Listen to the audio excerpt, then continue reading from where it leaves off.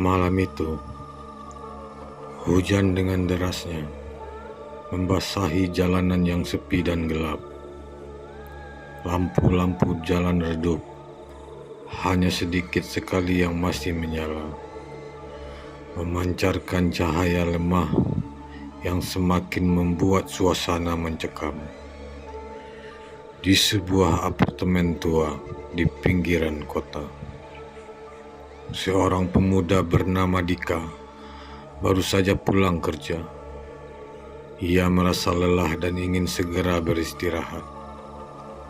Namun, sesuatu malam itu terasa berbeda. Lorong menuju apartemennya sangat gelap, lebih gelap dari biasanya. Lampu lorong yang biasanya menyala kini padam, dan suara tetesan air dari atap bocor mengisi kesunyian. Dika merogoh saku untuk mengambil ponselnya, berharap bisa menggunakan cahaya senter. Namun, tiba-tiba ia mendengar suara langkah kaki. Langkah itu perlahan, berat, dan terdengar samar di kejauhan. Sejenak Dika berhenti, berpikir mungkin itu hanya suatu pantulan tetesan air. Namun, suara langkah itu semakin mendekat. Jantung Dika berdetak kencang. Ia berusaha tetap tenang dan melanjutkan langkahnya. Namun, suara langkah itu terus mengikuti, beriringan dengan langkahnya. Ketika ia berhenti, suara itu pun berhenti. Ketika ia melangkah, suara itu kembali terdengar. Merasa semakin cemas, Dika bergegas mempercepat langkah. Tapi, langkah itu ikut mempercepat, seolah-olah ada seseorang yang mengikutinya. Akhirnya, Dika sampai di depan pintu apartemennya. Dengan tangan gemetar, ia memasukkan kunci dan membuka pintu dengan tergesa.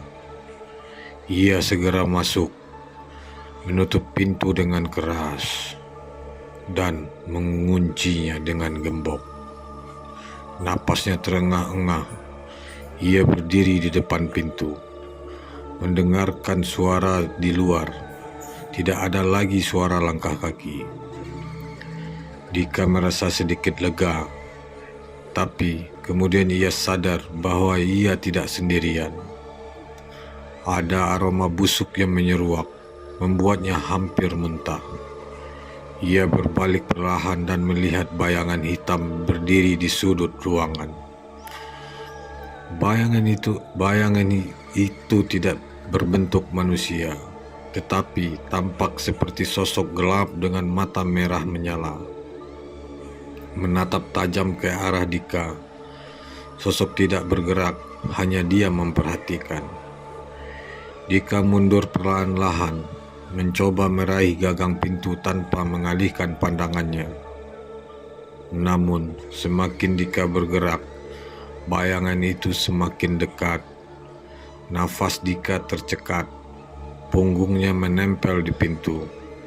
Sosok itu kini berdiri di depan wajahnya, begitu dekat hingga Dika bisa merasakan dinginnya udara di sekitarnya. Dika menutup mata dan berteriak sekuat tenaga, berharap sosok itu pergi. Tapi ketika ia membuka matanya, ia sudah berada di tengah lorong. Kali ini, lampu-lampu di lorong menyala, tapi anehnya, lorong itu tidak pernah berujung. Dika terus berjalan, tapi ia selalu kembali ke tempat yang sama. Lorong gelap tanpa akhir, dan suara langkah kaki itu kini ada di depan menunggunya.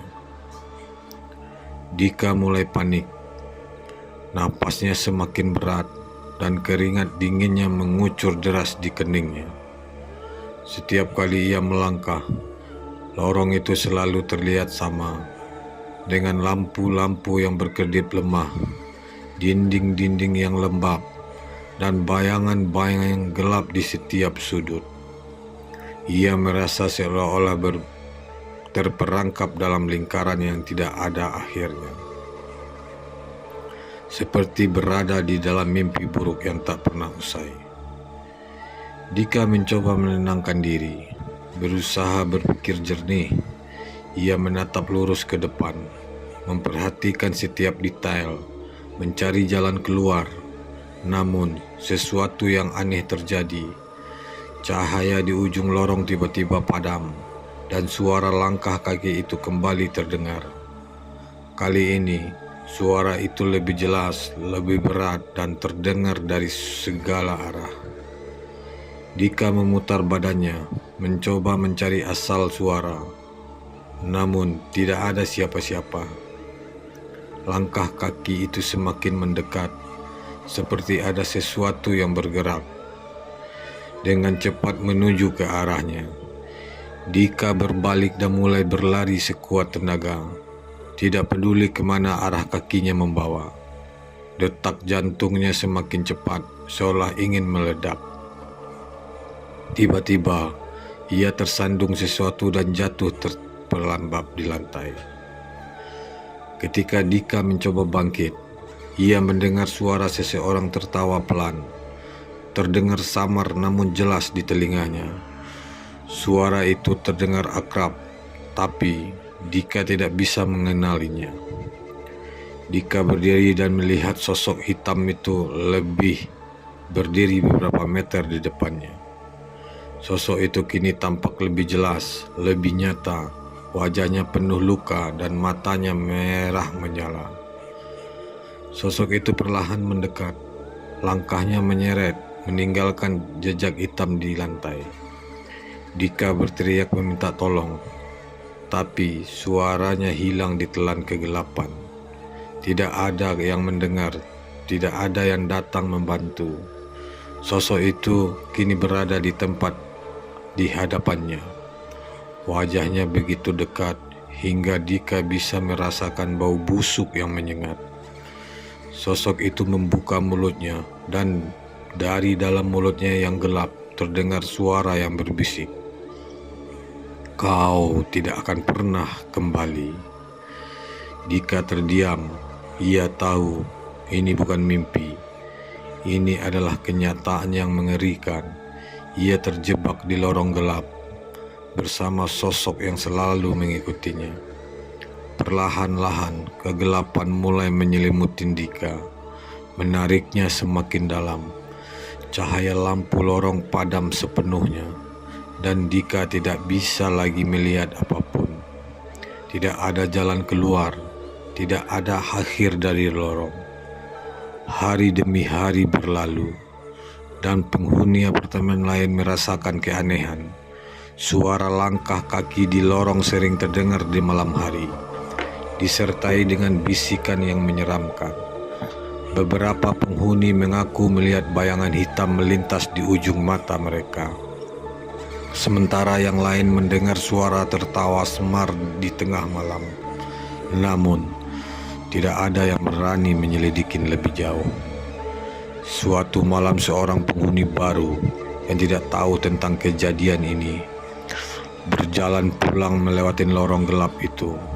Ia merasakan kehadiran yang dingin, seolah-olah ada seseorang yang mengawasinya.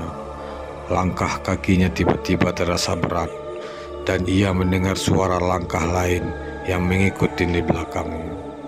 Dengan takut, ia berbalik, namun hanya ada lorong kosong yang panjang dan gelap. Hanya kegelapan dan suara langkah kaki yang semakin mendekat. Sejak saat itu, lorong gelap di apartemen tua itu selalu dihindari. Para penghuni percaya bahwa lorong itu kini memiliki penunggu, seseorang yang dulu terjebak dan kini mengintai siapa saja yang melintas. Sosok itu masih ada di sana, menunggu di lorong yang tidak pernah berujung, dan mereka yang masuk ke dalam lorong itu mungkin tidak akan pernah keluar.